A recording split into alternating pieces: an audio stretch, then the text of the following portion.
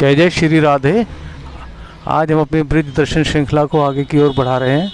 उसी श्रृंखला के अंतर्गत हम आज दर्शन के हेतु वृंदावन परिक्रमा मार्ग में स्थित श्री श्री उमा पीठ, जो कि दुर्गापुरम पानीघाट वृंदावन में स्थित है परिक्रमा मार्ग में, वहाँ के दर्शन के लिए आपको लेकर चल रहे हैं।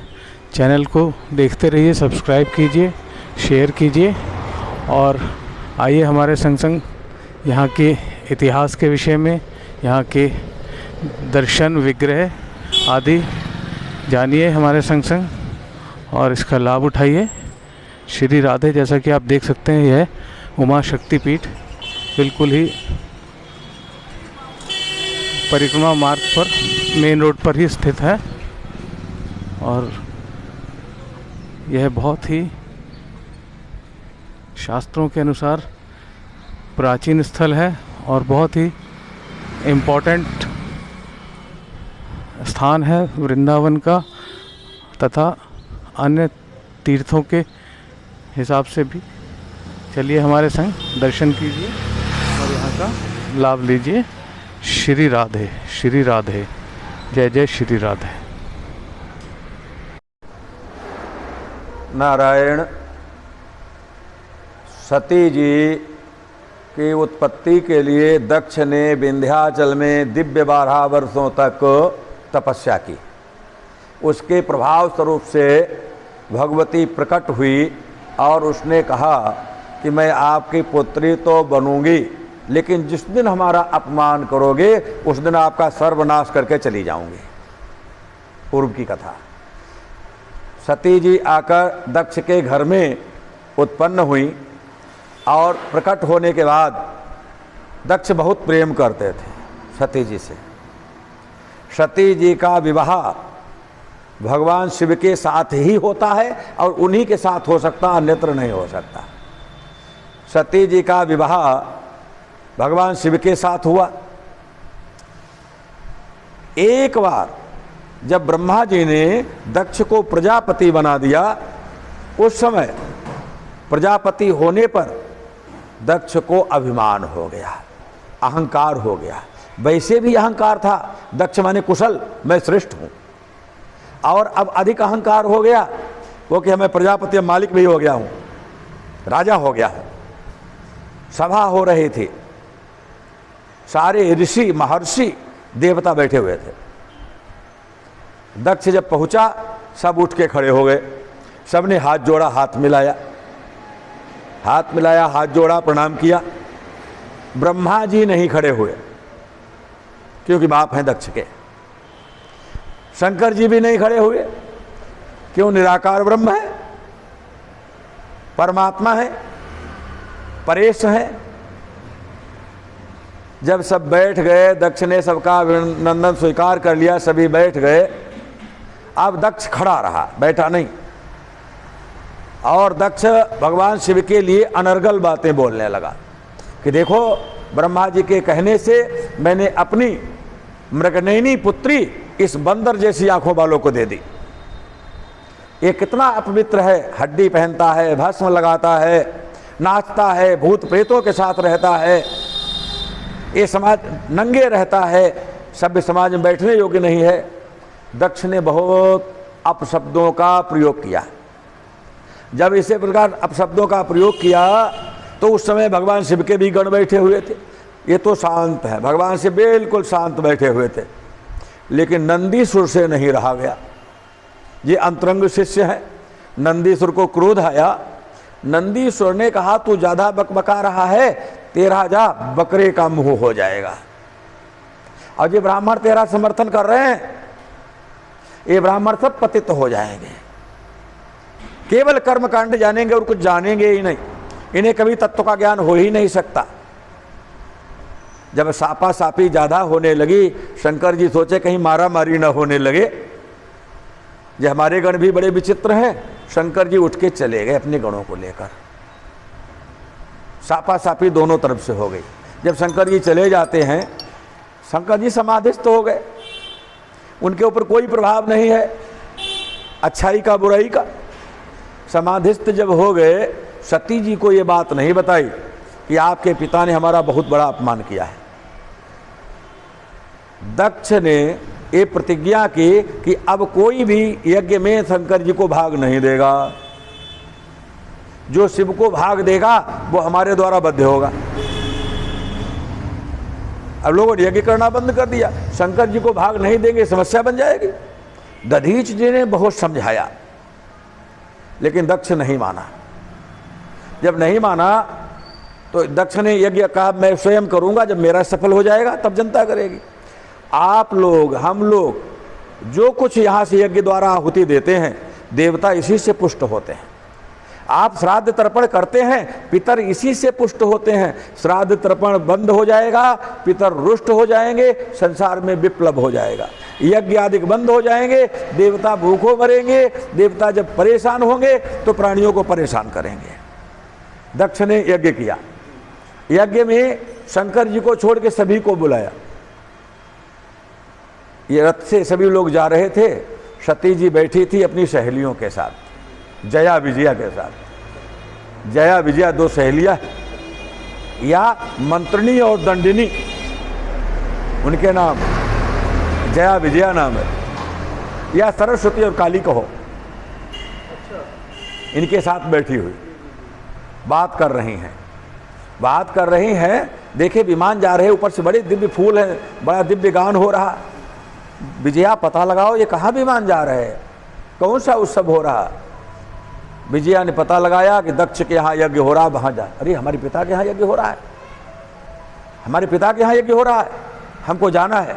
सती जी भगवान शिव के पास आई, और शिव के पास आकर सती जी ने प्रार्थना की, प्रभु हमारे पिता के यहाँ, हमारे पिता के लिए आपके ससुर के यहाँ यज्ञ हो रहा है, हमको लोगों को चलना चाहिए। बोले कि देवी वो हमसे द्रोह मानता है, इसलिए आपका पिता, इसलिए वहां जाना ठीक नहीं। शंकर जी ने बहुत समझाया, लेकिन सती जी स्त्री स्वभाववश मानवीय लीला करती हुई जिद कर गई बहुत ज्यादा। ये भी शंकर जी के प्रेम बहुत है, आज्ञा का उल्लंघन भी नहीं कर सकती। अब पिता के यहाँ जाने बिना रुक भी नहीं सकती कि सारी बहनें मिलेंगी, सहेलियां मिलेंगी, रिश्तेदार मिलेंगे, हम तो जब से विवाह किया तब से गई नहीं। शंकर जी के समझाने के बाद भी सती जी चली जाती हैं। शंकर जी ने पीछे सेना भेज दी, राजरानी है, त्रिपुर सुंदरी है। जब सेना भेज दी, वहां जाकर जब पहुंची सती जी तो क्या देखती हैं, कोई भी सती जी से बात नहीं कर रहा। सब दक्ष से डर रहे हैं कि अगर बात करोगे दक्ष नाराज हो जाएगा। सती जी का भी बहुत अपमान हुआ, शंकर जी का कहीं भाग नहीं, शंकर जी का बहुत अपमान हुआ। सती जी ने देखा अब ना तो इधर की रही ना उधर की रही। पत्नी को सदैव पति के अनुसार ही चलना चाहिए। पिता और पत्नी में, पिता और पति में अगर खटापटी होती है तो पति के पक्ष में रहना चाहिए, पिता का पक्ष नहीं लेना चाहिए। दोनों की बोलचाल बंद हो गई तो पति के संग रहना चाहिए। सती जी वहां गई, जब अपमानित हुई, शंकर जी का अपमान देखा, अब सोची ना मैं उधर की रही ना इधर की रही, अब क्या करूं। तो सती जी ने वहां पर योग द्वारा प्राण त्याग किया। एक शास्त्र में मिलता है, एक जगह मिलता है कि सती जी यज्ञ कुंड में ही कूद गई। वैसे योगा नल में जली। योगा नल में जलने का मतलब होता है हमारे प्राण अपान वायु को समान करके और शरीर ज्यों का त्यों, और अंदर से जो अग्नि, शंकर जी के विरह की जो अग्नि और दक्ष से द्वेष की जो अग्नि, उसमें शरीर को दग्ध किया, अर्थात प्राण का उत्सर्ग हो गया, शरीर रह गया। शंकर जी को पता लगा गणों द्वारा कि वहां हमारे गण गए थे, वो मारे गए, और सती जी का, दक्ष ने सती जी का भी प्राण निकाल दिया, त्याग दिया। सती जी को अपमानित किया, उन्होंने प्राण त्याग दिए। अब शंकर जी को भयंकर क्रोध आता है। जब क्रोध आता है तो क्रोध में व्यक्ति बाल नोचा करता है या अपनी सिर दीवार से मारा करता है। शंकर जी को क्रोध आया, बाल नोचे, एक जटा फंस गई, जटा उखाड़ी, जटा जमीन में पटक दी, उससे दो व्यक्ति तैयार हो गए। एक वीरभद्र, वीरभद्र क्या है, शंकर जी का आवेशावतार, शंकर जी के क्रोध का नाम है वीर। और उधर क्रोध से दूसरे भाग से भगवती काली उग्र रूप में ये प्रकट हो गए। शंकर जी से प्रार्थना की कि तम किम करन, मैं क्या करूं? तम किम करोमीति गणंत माह बद्धांजलिम भगवान भूतनाथा। उसने भगवान शंकर जी को प्रणाम करके प्रार्थना की, प्रभु हमें क्यों प्रकट किया, मैं क्या करूं? क्या पृथ्वी को चूर्ण कर दूं, नदियों को सुखा दूं, समुद्र को सुखा दूं? बहुत बातें कही। उसके बाद में भगवान शंकर जी ने कहा, दक्षम सयज्ञम जहिमद भटानाम। अरे मेरे वीर श्रोमण, जाइए हरिद्वार कनखल में दक्ष यज्ञ कर रहा है, दक्ष को मार डालना, उसके यज्ञ को नष्ट कर देना, वहां आए हुए ब्राह्मण ब्राह्मणियां बच्चे जो आए हैं सबको मार देना। एकदम डू एंड डाई वाला आदेश दे दिया। क्रोध है। और जब वीरभद्र चला है, बहुत लंबी सेना का वर्णन है। भगवती काली पीछे से चली है कि वहां पर तो बहुत मरेंगे, गंगा जी अपवित्र हो जाएंगी, लहू, और लहू को क्या होगा? वो तो काली ही पिएगी।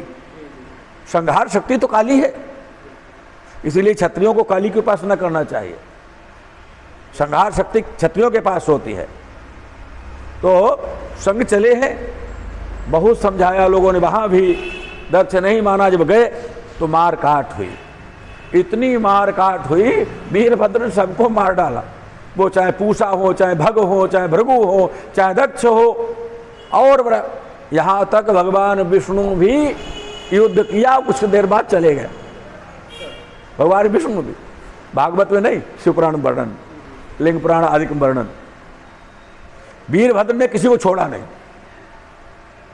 जब नहीं छोड़ा तब कुछ देवता बचे, ये भाग के पहुंचे शंकर जी के, भगवान विष्णु के पास, विष्णु के साथ शंकर जी के पास। शंकर जी बोले, बोलो कैसा है, संसार में सब ठीक है? कि प्रभु आप तो सब जानते हो। शंकर जी को कोई दुख नहीं है, कुछ नहीं। फिर निर्मल हो गए, समर आ गए। बोले चलिए, आए हैं, उनको जीवित कर दिया, लेकिन वो अपनी पत्नी सती का, अपनी शक्ति का मोह जागृत हुआ। देखा सती का शरीर पड़ा हुआ है, अब उसे उठाया, मानवीय लीला करने लगे, कंधे पे रखा और लेकर अब भागने लगे। रो रो के भागे हैं, सती के लिए चीख रहे हैं, जैसे मनुष्य पत्नी के लिए चीखता है विरह में, ऐसा विरह दिखाते हैं, विरह लीला मनुष्यों के लिए जाते हैं। अब सृष्टि का कार्य रुक गया। जब कार्य रुक गया, बोले शंकर जी तो अपना काम बंद कर दिया है विरह में। इस समय भगवान विष्णु से देवताओं ने प्रार्थना की। भगवान विष्णु ने अपने चक्र के द्वारा, चक्र को आदेश दिया कि शंकर जी को पता न लगे। व्यक्ति रोता कब तक है? जब तक लाश रहती, सब रहता तभी तक रोता है, सबके जलने के बाद रोना धोना बंद हो जाता है। अब जब तक रहेगा सब सत्य जी का, तभी तक ये विरह लीला करेंगे। इसमें विष्णु भगवान ने आदेश दिया और उन्होंने चक्र द्वारा यत्र तक 51 अंग के 51 नाभि के नीचे अंग के अलग, ऊपर के अलग, अलग अलग दिशाओं में फेंका है। तो शंकर जी रोते हुए जहां जहां गए हैं, जहां आंसू गिर गए वहां तो रुद्राक्ष के वृक्ष तैयार हो गए, और जहां जहां पर अंग गिरे वहां पर पीठ हो गई। अंग गिरे वो हो गई मुख्य पीठ। तो 51 टुकड़े किए, 51 मुख्य पीठें हो गई। नाभि से ऊपर के जहां टुकड़े गिरे ये सब दक्षिण मार्ग वैदिक पीठें हो गई। नाभि से नीचे के अंग जहां गिरे वो सब वाम मार्ग की हो गई, आगमी वो अन्य पीठें हो गई। कुल मिला के 51 पीठें बनी। वृंदावन में ये श्रेष्ठ धाम है, भगवान शिव का गोलोक धाम है। भगवान शिव ने ही कृष्ण को यहां स्थापित किया है, अपना ग्वाला बना के गौशाला का अध्यक्ष बनाया। भगवान कृष्ण को अभिषिक्त किया। यहां पर सती जी का जोड़ा गिरा। शरीर में सिर सर्वश्रेष्ठ है, सिर के ऊपर बाल ब्रह्मा जी ने कुछ सोच के भगवान ने बनाए होंगे, और स्त्री के बाल एक काल होते हैं।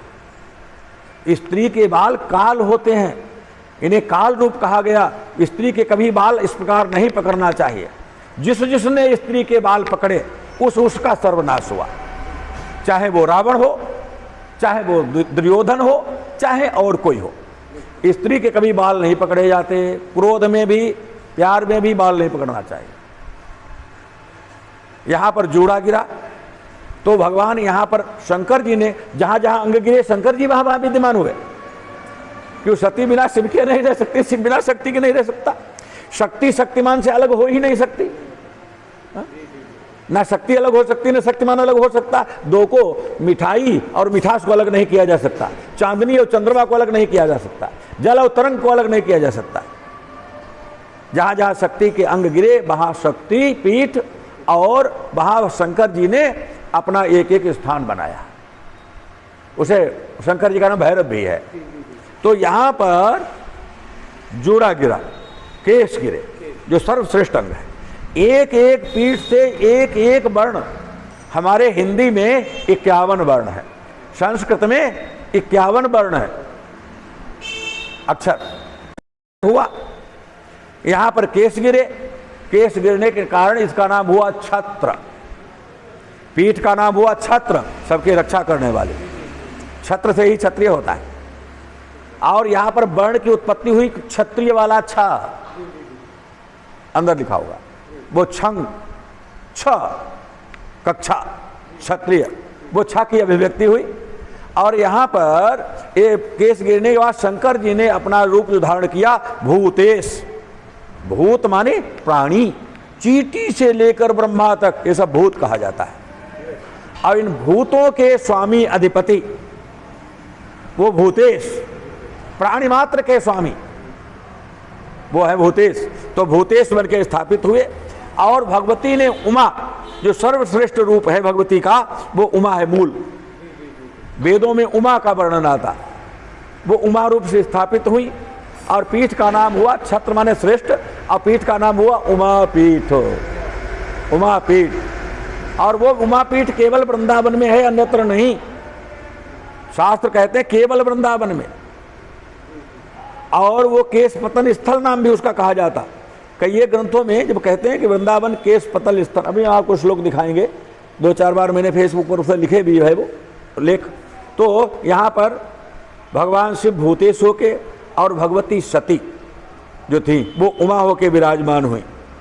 और यहाँ पर सबसे बड़ी बात है, वर्णों में 6 कक्षा वाला 6 क्षत्रिय वाला वो अभिव्यक्ति हुई। सबसे बड़ी बात है यहाँ पर वैदिक और आगम और तांत्रिक और वन, ये मंत्र अविलंब सिद्ध होते हैं। ये बात आप पीठ रहस्य में पढ़ सकते हैं। पीठ रहस्य नाम का ग्रंथ है, उसमें आप पढ़ सकते हैं। तो यहाँ पर ये मंत्रों की सिद्धि होती है। और दक्षिण मार्ग की साधना अविलंब सिद्ध होती है। वाम मार्ग की साधना यहाँ पर वर्जित है, वर्जित है। वाम माने घड़ित, घृणित। आजकल शुद्ध वाम मार्ग तो है।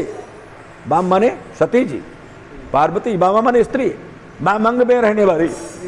हाँ, तो वो घड़ित साधनाएं जो आजकल तांत्रिक कही जाती वो साधनाएं नहीं होती। यहाँ पर शुद्ध वैदिक आगम की, निगम की ये साधनाएं होती हैं। वो ये उमापीठ है। इसका प्रचार प्रसार नहीं हो पाया, ये इलेक्ट्रॉनिक मीडिया पे नहीं जा पाई ना, वो इसका हमने वो एडवर्टाइज किया। ये जंगल था, ये शमशान घाट, अनादिकाल से शमशान घाट है। ये पानी घाट, ये शमशान घाट आज कॉलोनियाँ बन गई। पहले यही जमुना जी बहती थी, सामने ये रोड है, ये जमुना जी बहती थी। पुराने कई चित्र भी हमारे पास पड़े होंगे। ये यमुना जी थी, बहुत गहरी थी, इसी में नहाना, इसी में पीना सब था। यहीं पर कोई मुर्दा होता तभी कोई आता था, वैसे कोई आता नहीं था। परिक्रमा भी चलता नहीं था, यहाँ कुछ नहीं होता था। कभी कोई व्यक्ति उसको देवोत्थानी एकादशी पर, अक्षय नवमी पर, उस दिन यहाँ भीड़ होती थी और कभी नहीं होती थी। इस प्रकार ये उमापीठ की कथा है। उमापीठ केवल और केवल यही है शास्त्रों के अनुसार। वैसे जो अपनी कहता हूँ, मैं किसी का विरोध नहीं करता हूँ। मथुरा में 2-3 लोग कहने लगे हैं, वो भूतेश्वर वाले कहने लगे हैं कि ये वो उसका नाम पातालेश्वरी देवी है ना, उमा देवी नहीं है वो, उमापीठ नहीं। चामुंडा वाला वो हमारे पास आता था, बहुत हमारा भक्त रहा, एक चौबे है विष्णु, वो कहने लगा उमापीठ उमापीठ। हमने कहा भैया कोई हमारा चेला उद्दंड हो गया, बदमाश हो गया, वो मुकदमा कर देगा तुम्हारे ऊपर, तुम समस्या में आ जाओगे। हम तो महात्मा हैं। जो उमापीठ है वो, तुम चामुंडा वाले चामुंडा बने रहो, भूतेश्वर वाले भूतेश्वर बने रहो, कात्यायनी वाले कात्यायनी बने रहो, जो भी है वो बने रहो, उमापीठ मत बनो। जो भविष्य में पता नहीं कोई बात को तनाव बने, इसलिए वो काम मत करो। तुम भी कहो केस गिरे, कुछ भी गिरे, ठगने के लिए कुछ भी कहते रहो। रियल उमापीठ जो है दक्षिण भारत के बाहर के लोग दूर दूर के जो आते हैं वो उमापीठ यहाँ आते हैं, वो इन लोगों के पास नहीं जाते। और नेट आपका उत्तर प्रदेश सरकार का यह एक ऐप है, उसका नाम है मेरो ब्रिज। मेरो ब्रिज आप देखिए, उमापीठ का वर्णन करता है, उत्तर प्रदेश सरकार का करता है, मेरो ब्रिज, हाँ वो करता है, इसको करेगा। और यहाँ जो ग्रंथ हैं जितने हमारे आगम के निगम के, वो उमापीठ इसे कहते हैं। अब आगे क्या है क्या नहीं देखा तो हमने नहीं। कौन से सतयुग में केस गिरे होंगे, किस कल्प में गिरे होंगे, ये तो हमको भी नहीं मालूम। परंपरा से हम लोग सुनते चले आए, वो मानते चले आए। आज से 10 वर्ष पहले, 15 वर्ष पहले एक भी नहीं कहता था उमापीठ है कहीं। 15 वर्ष पहले पूछ लीजिए, ना चामुंडा वाले कहते थे ना वो। अब देखते उमापीठ का बड़ा प्रचार प्रसार है, लोग दूर दूर से आते तो सब उमापीठ वाले हो गए। ये यहाँ की कथा है संक्षेप में, और सब बातें ठीक। आपके लिए शुभकामनाएं दोनों के लिए, आप यहाँ आए, ये खोज की, इसके लिए बहुत बहुत धन्यवाद। फूलो फलो। मैंने बहुत दिन गुप्त रखा इसे, प्रकट नहीं होने, उठा लिए, चुरा ले जाते मथुरा वाले। यहाँ मूर्ति चोरी होती थी बेटा, बस यहीं से। उमापीठ की सबसे बड़ी विशेषता एक है, हमारी जहाँ तक जानकारी है, मैंने जितनी अपनी अवस्था में खोज की है, केवल 2 श्री यंत्र हैं भारत में, केवल ओनली 2 श्री यंत्र, और वो दोनों एक काल के हैं, एक कारीगर के जैसे लग रहे हैं बनाए हुए, दोनों पाषाण के हैं। अब हम ये तो नहीं कह सकते किस पाषाण के हैं, दोनों पाषाण के हैं। दोनों की मोटाई लगभग वजन करीब 2-2.5 कुंटल का है। ये आपके सामने श्री यंत्र है, आप देख रहे हैं, जितना जो ऊपर दिख रहा है इतना ही मोटा है, इतने मोटाई का है। इन श्री यंत्रों के विषय में पुरातत्व वाले हमारे कई एक यहाँ रहे पुरातत्व विभाग में डैम्पियर वाले भी, जो यहाँ का म्यूजियम है, उन्हें बुलाते थे, पूछते थे भाई बताओ कितनी प्राचीन। उन्होंने एक मूर्ति यहाँ निकली, उसे तो बताया ये 2400 वर्ष पुरानी है, लेकिन यंत्र के विषय में नहीं कह सके कि महाराज इसके विषय में हम नहीं कह सकते कितना है, हमारी जानकारी नहीं हम लोगों की इसके विषय में। तो ये केवल 2 यंत्र हैं, ये बहुत प्राचीन यंत्र है। एक किंवदंती चल रही है कि कोई नागपाल नाम का राजा था और उस राजा ने 2 यंत्र बनवाए थे। एक यंत्र विंध्याचल में स्थापित किया, विंध्यवासिनी में, जब ऊपर आप जाएंगे भैरव कुंड पर, भैरव कुंड पे है अष्टभुजी के बगल में, वहां पर असली श्री यंत्र है। पहले वहां बड़े दिव्य दिव्य महात्मा रहे, उन लोगों ने उपासना थी, अब तो मामला ऐसे हो गया। तो एक यंत्र वहां है और एक श्री उमापीठ पर स्थापित हुआ, एक हुआ उमापीठ पर स्थापित, आपके सामने है, आप चित्र ले सकते हैं। दूसरी बात, ये यंत्र अन्यत्र विश्व में नहीं है। श्री विद्या की मुख्य अधिष्ठात्री देवी है उमा, ललिता त्रिपुर सुंदरी। श्री विद्या की सारी आराधना श्री यंत्र पे होती है। आजकल बड़ा एडवर्टाइज हो रहा है श्री यंत्र, लेकिन रियल श्री यंत्र किसी के पास नहीं। कोई पीतल का वो बनाया, कोई कैसे बना लिया है, आजकल सब ठगाई के लिए कुछ भी कर रहे हैं, वास्तविक यंत्र किसी के पास नहीं है। ये यंत्र विश्व का सबसे प्राचीन, कुछ लोग कहते हैं कि भगवान शंकराचार्य के काल के, भगवान शंकराचार्य को 2528 वर्ष हो गए हमारी पीठ परंपरा से। भगवान शंकराचार्य के काल में ये यंत्र बने थे ऐसा कहा जाता। कोई कहते हैं शंकराचार्य से पूर्व, जब यहाँ पर बहुत ज़्यादा चल रहा था कापालिक आदि लोगों का, तो उन लोगों के काल के हैं। अब भगवान जाने काल कितना है हम नहीं कह सकते हैं प्रामाणिक, लेकिन ये श्री यंत्र केवल 2 ही है, एक उमापीठ पर और एक विंध्याचल भैरव कुंड पर। 2 श्री यंत्र हैं, आपके सामने है, दोनों की उपासना होती है। माता के विग्रह हैं, ये कितने पुराने हैं जो माता के, इनके विषय में कुछ हाँ, ये विग्रह प्राचीन नहीं है। प्राचीन विग्रह मैं आपको दर्शन करा सकता हूँ, प्राचीन विग्रह जो यहाँ का उसके दर्शन करा सकता हूँ, जिसे वो लोग 2400 वर्ष पहले कहते थे पुरातत्व वाले, जिसे 2400 वर्ष पुराना कहते थे। छोटा सा इतना बड़ा विग्रह था पाषाण का, हमने उसे गुप्त कर दिया क्योंकि यहाँ बड़ा चोरी चपाती का बहुत काम होता था। यहाँ ये कॉलोनियाँ तो अब बन गई 15 वर्ष बाद, 15 वर्ष से कॉलोनियाँ हैं। इसके पहले यहाँ कोई आता ही नहीं था। पानी घाट में डर के मारे नहीं आता था, भूत प्रेतों को डरते थे, यहाँ मरने के बाद ही आते थे। तो इसलिए वो अलग कर दिया मैंने। ये विग्रह की ज़्यादा पुराना नहीं, इसकी आयु इस समय 25-30 वर्ष हो गई। ये बात को स्थापित किया है। गणेश जी, सबसे बड़ी बात यहाँ पर गौरी गणेश से स्थापित है। गणेश जी भी है यहाँ, और गाले गणेश जी काले पाषाण में है। तो काले पाषाण में क्या कोई विशेष होती है? क्या ये बरद गणेश जी कहे जाते हैं। ये बरद गणेश जी हैं, बरबरद भी कहते हैं। गणेश जी का मूल मंत्र है, उसमें इनका नाम आता है वरदान देने वाले। हर एक को वरदान देने वाले, पोषण करने वाले। बड़े बड़े लोग, समस्याओं से ग्रसित लोग आए और उन लोगों ने यहाँ पे आके अपनी साधनाएं की और उनकी वो समस्याओं का समाधान हो गया। आज भी दूर दूर के लोग आते हैं। एक तो हमारे ऐसे व्यक्ति हैं जिन्होंने कई कई महीने साधना की, आज भगवान कृपा से बहुत संपन्न है। जहाँ उनके लिए मामला मुश्किल था, रोटी खाना मुश्किल था, लेकिन भगवान की कृपा से, माँ की कृपा से आज वो बहुत बड़े बड़े संपन्न हैं। और भी लोग आते हैं, कोई रोगी आता है, कोई परेशान आता है, कोई संसार की समस्याओं से ग्रसित आता है। ऐसे ग्रस्त आते हैं, उनकी समस्याओं का समाधान अनायास हो जाता है। आप देख सकते हैं यहाँ पर कितनी शांति है, आप अनुभव कर सकते हैं इतनी शांति। आप कहीं जाइए इन पीठों को सुनने वाले में, आपको घुटन महसूस होगी, शांति नहीं होगी। ये भी विशेषता, ये भूमि की विशेषता। यहाँ ऋषि महर्षियों ने तपस्या की है, तो असलियत यही होती है जहां आपको शांति महसूस हो, स्वाभाविक।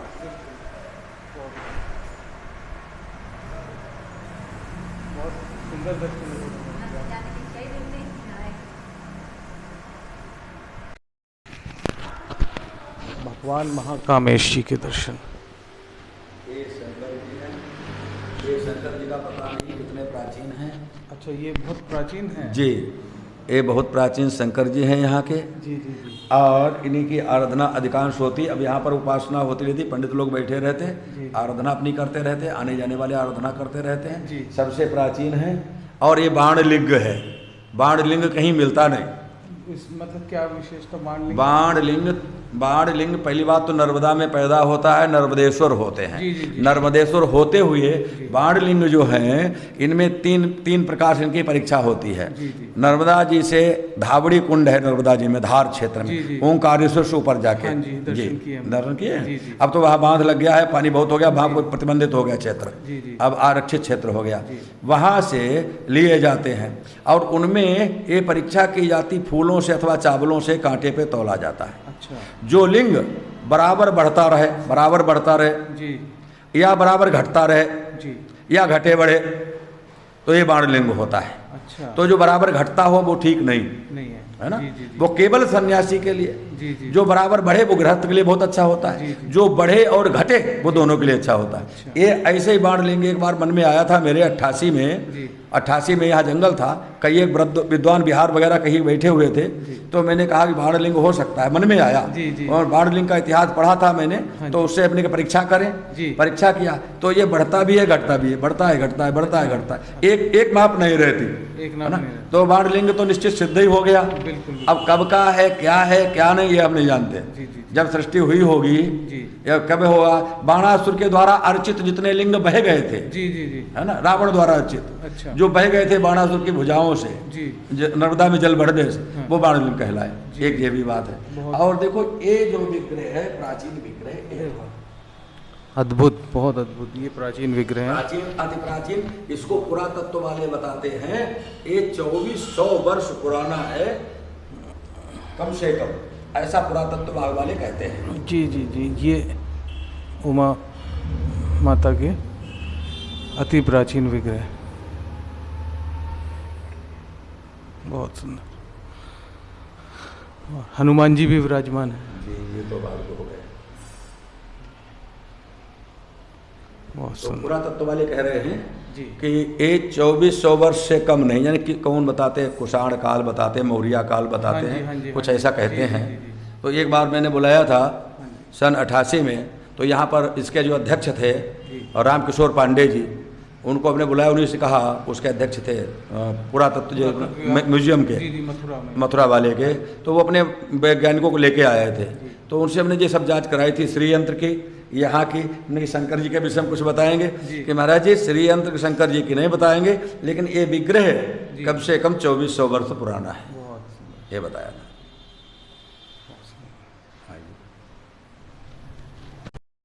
श्री राधे। अभी हमने यहाँ उमा पीठाधीश्वर अनंत श्री स्वामी रामदेवानंद सरस्वती जी महाराज के द्वारा बहुत ही अनूठी अद्भुत जानकारी प्राप्त की इस पीठ के विषय में, और ऐसी ही सुंदर सुंदर जानकारियों के लिए चैनल को सब्सक्राइब करें, देखते रहिए।